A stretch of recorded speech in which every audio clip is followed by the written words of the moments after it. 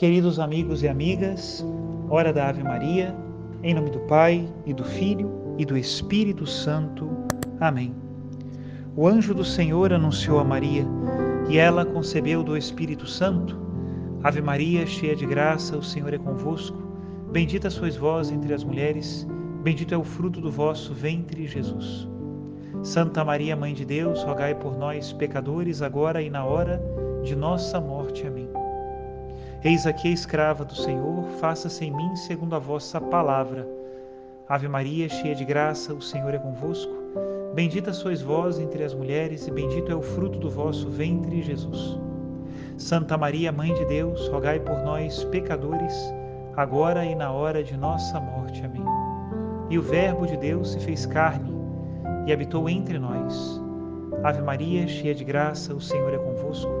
Bendita sois vós entre as mulheres, e bendito é o fruto do vosso ventre, Jesus. Santa Maria, Mãe de Deus, rogai por nós, pecadores, agora e na hora de nossa morte. Amém.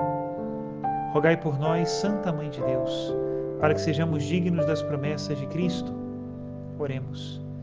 Infundi, Senhor, em nossas almas a vossa graça, nós vos suplicamos, para que nós, que conhecemos pelo anúncio do anjo a encarnação de Jesus Cristo, vosso Filho e nosso Senhor, cheguemos por sua paixão e morte de cruz à glória da ressurreição da carne.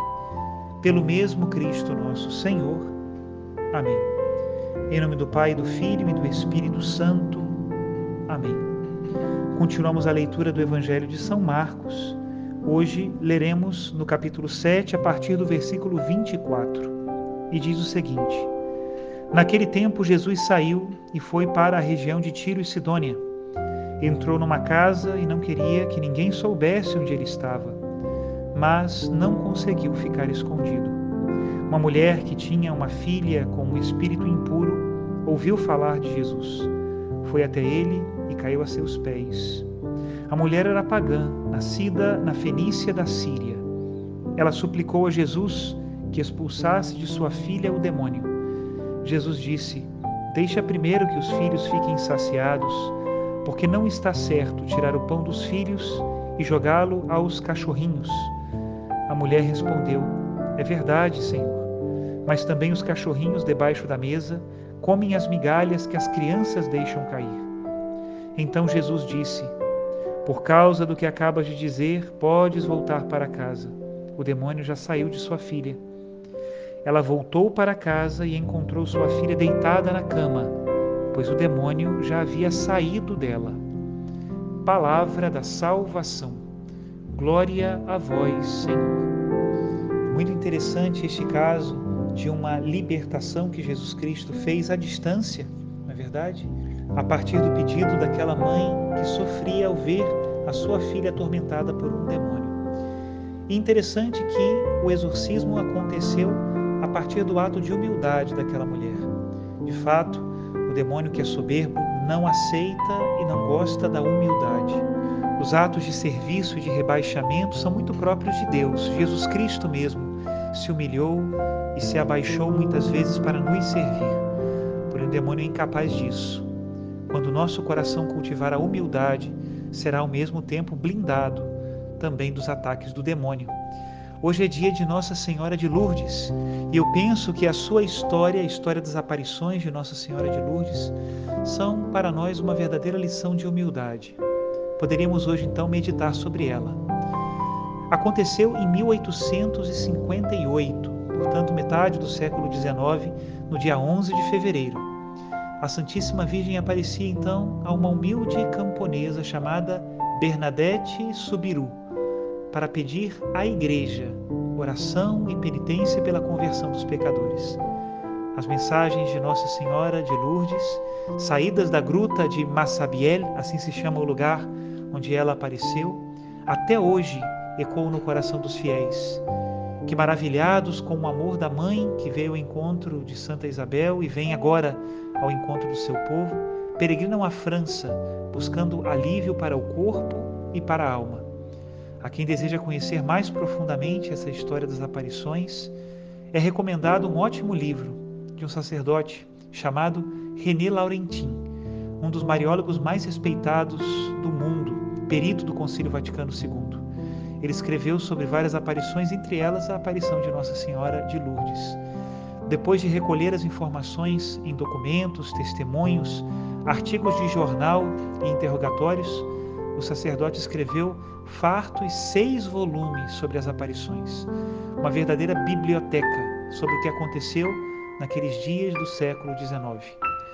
No final do seu livro, o sacerdote René Laurentin evoca 4 pontos principais da mensagem de Nossa Senhora de Lourdes.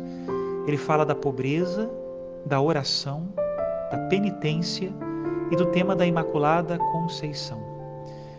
Logo quando fala da pobreza, ele lembra a eleição de Bernadette de Subiru para receber as aparições de Nossa Senhora. E essa é uma amostra da predileção de Deus pelos mais pobres. Assim foi como Leão XIII falou sobre o evento. É para as classes desafortunadas que o coração de Deus parece inclinar-se com mais amor.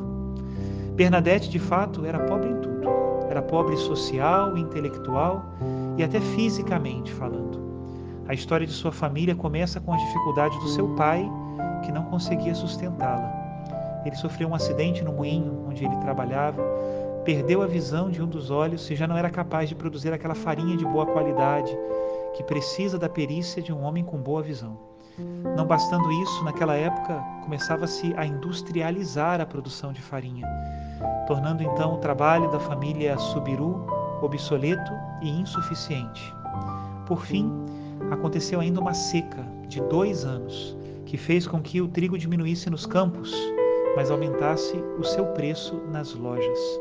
De fato, o trabalho do pobre Subiru já estava valendo menos do que o trabalho de um animal, de uma mula. Ali, vivendo todas essas dificuldades de uma vida humilde, Bernadette ainda contraiu uma cólera, doença epidêmica da época. E talvez, vítima dos desajustados métodos para o tratamento da doença, acabou contraindo também asma, que não a abandonou até o momento de sua morte. Bernadette também era analfabeta. Um ano antes das aparições, Bernadette teve algumas aulas do catecismo, mas teve muita dificuldade, porque o catecismo era ensinado em francês, e Bernadette só sabia falar o seu idioma. Constantemente ela era maltratada por causa disso, e voltava para a casa dos seus pais. E foi saindo dali, em fevereiro de 1858, que a Virgem Santíssima lhe apareceu. Estando ela em casa, a lenha tinha acabado. Então ela, sua irmã mais nova e uma amiga foram buscar um pouco de lenha.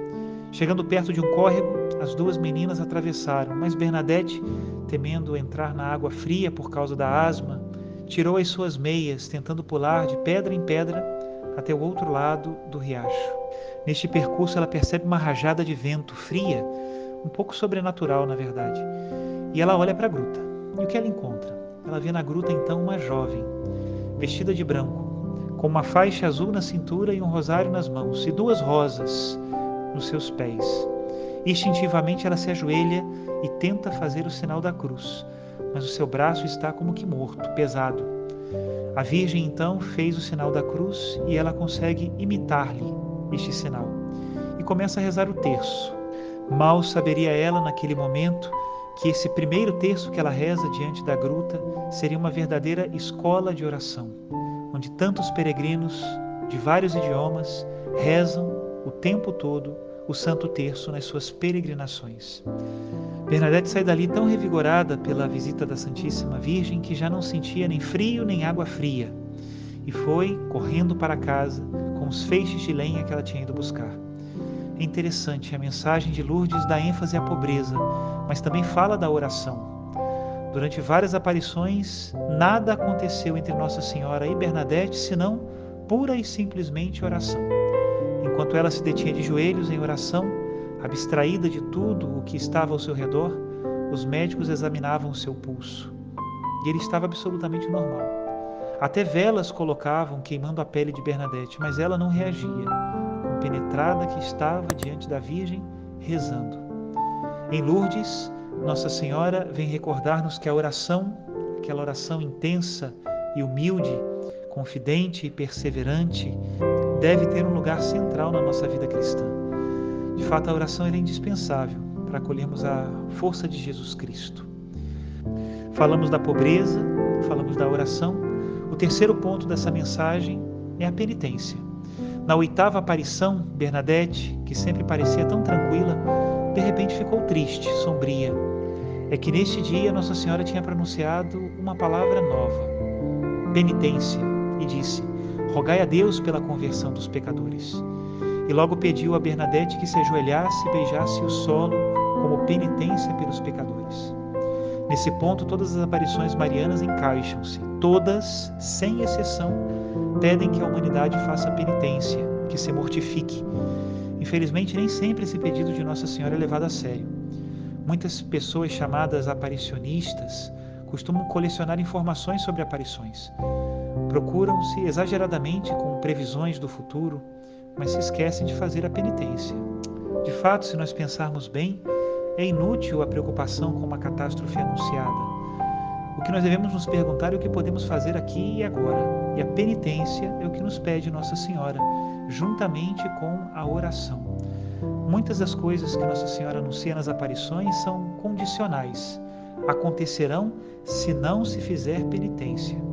E neste tema da oferta de si mesmo, em prol do mundo inteiro, é interessante a promessa que Nossa Senhora faz a Santa Bernadette logo na terceira aparição. Ela diz a ela: não te prometo fazer-te feliz neste mundo, mas no outro. Essas palavras ajudam a desfazer em nós qualquer ilusão de felicidade ou conforto desse mundo, mas nos infundem a coragem de nós fazermos penitência. Afinal, não é possível amar neste mundo, com a nossa carne manchada pelo pecado, sem passar pela senda da mortificação, do arrependimento dos nossos pecados, da conversão de vida. A doutrina católica nos ensina que todas as nossas boas obras, dentre as quais a penitência e a oração, não têm efeitos somente em nós, mas atingem todos os membros do corpo de Cristo pela comunhão dos santos. Na nona aparição, Nossa Senhora manda Bernadette escavar o chão e ali na gruta de Massabielle surge uma fonte de água. Trata-se de um convite aos fiéis para renovarem o seu batismo e ao mesmo tempo de uma oportunidade para comprovar a veracidade das aparições. São muitíssimos os milagres operados por Deus nas águas de Lourdes, milagres rigorosamente avaliados e amplamente respaldados pela ciência. Em um destes eventos extraordinários, uma mulher tuberculosa, com os pulmões completamente prejudicados, esquelética, já no último grau da doença, tendo passado por vários hospitais especializados, encontrou sua última esperança em Lourdes. Ela foi miraculosamente curada depois de ser imersa na água fria daquela gruta de Massabielle. O primeiro milagre da gruta aconteceu pouco depois da 12ª aparição. Uma mulher, de nome Catarina Latepe, que teve um ombro deslocado, o punho quebrado e os dedos retorcidos por conta de um acidente, decide ir à fonte, às 3 da madrugada, em busca da cura. Após imergir o braço na água, o membro fica curado e ela vai para casa para dar à luz o seu filho, que no futuro seria sacerdote. Outro ponto, foco da mensagem de Lourdes, foi a Imaculada Conceição da Virgem Maria. O Papa que reinava na época das aparições era o Beato Pio IX. Tinha um método de evangelização bastante usado. Diante da resistência anticlerical, vindo principalmente de uma França afetada pela Revolução Francesa, ele decide, com coragem, proclamar os dogmas da Imaculada Conceição e da infalibilidade papal. No entanto, aquela pequena Bernadette, que não sabia nem mesmo quem era a bela senhora que tinha visto na gruta, muito menos sabia que o dogma da Imaculada Conceição havia sido proclamado pelo Beato Pio IX. Então, no dia 25 de março de 1858, festa da Anunciação, Nossa Senhora apareceu e lhe disse: eu sou a Imaculada Conceição. Bernadette, que nunca tinha ouvido aquela expressão, saiu da gruta repetindo para si mesma aquela frase. Ela tinha medo de se esquecer as palavras, para contá-la então ao padre, que tinha pedido uma comprovação da veracidade da aparição. Quando o padre ouviu o que ela tinha dito, ficou perplexo, pois conhecia aquela menina que não tinha feito nem mesmo a primeira comunhão. Portanto, não sabia o que era a Imaculada Conceição. A partir desse momento, o crédito das aparições aumentou. Quando as aparições terminaram, a família Subiru conseguiu melhorar um pouco de vida, mas apenas através do seu trabalho. Repugnava-lhe pensar em ganhar dinheiro à custa da fama das aparições. Bernadette, que então vivia em uma vida de doação aos mais pobres, entrou com 22 anos no convento de Nerves, onde passou o resto de sua vida. Tratada com severidade pela mestre de noviças, Bernadette viveu com amor o recolhimento e a humilhação. Vítima de uma tuberculose, nasceu para o céu aos 35 anos de idade. 30 anos após a sua morte, exumaram o seu corpo, e ele estava incorrupto, como permanece incorrupto até hoje. O seu crucifixo estava corroído, o terço oxidado, mas ela mesma estava intacta. Após a enterrarem e exumarem de novo, o seu corpo continuou intacto. Finalmente, hoje, seu corpo está exposto na igreja de Saint Gildard, em Nevers. Que podemos concluir dessa história tão bela? Bernadette é a grande pobre de Deus, escolhida para uma vida de profunda humildade. Não se pode ser santo sem ser humilde, sem se recordar pequeno e miserável diante do seu Senhor. Por isso, a grandeza de Lourdes está justamente na escolha dos mais pobres. Que essa história sirva então hoje para a nossa meditação e aumente a nossa devoção na Santíssima Virgem, que é muito boa mãe e não deixa de olhar pelos seus filhos. Que pela sua intercessão desça sobre todos vocês a bênção de Deus Todo-Poderoso, Pai, Filho e Espírito Santo. Amém.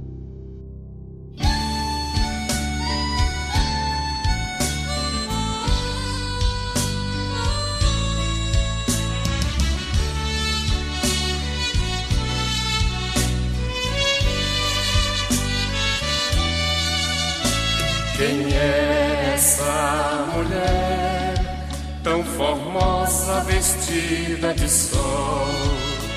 Quem é essa mulher tão bonita como arrebol? Quem é essa mulher coroada com estrelas do céu? Quem é essa mulher de sorriso meigo, doce como mel? É Maria, a mãe de Jesus. É Maria,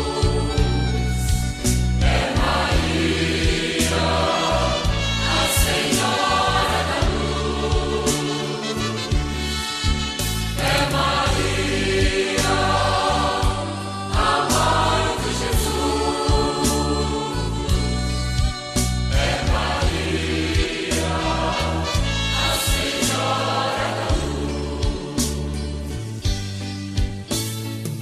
da Luz. Essa mulher de ternura expressa no olhar. Quem é essa mulher? Braços fortes, rainha do lar. Quem é essa mulher que aceitou dar ao mundo a luz? Quem é essa mulher que carregou em seu ventre Jesus? É Maria, a mãe de Jesus. É Maria, a Senhora da Luz. É Maria, a mãe de Jesus. É Maria, a Senhora da Luz.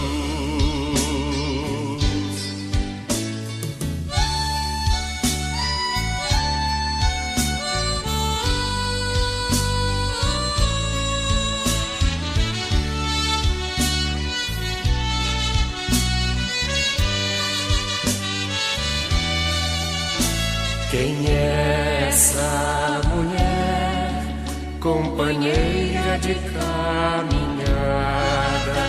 Quem é essa mulher, caminheira em nossa jornada?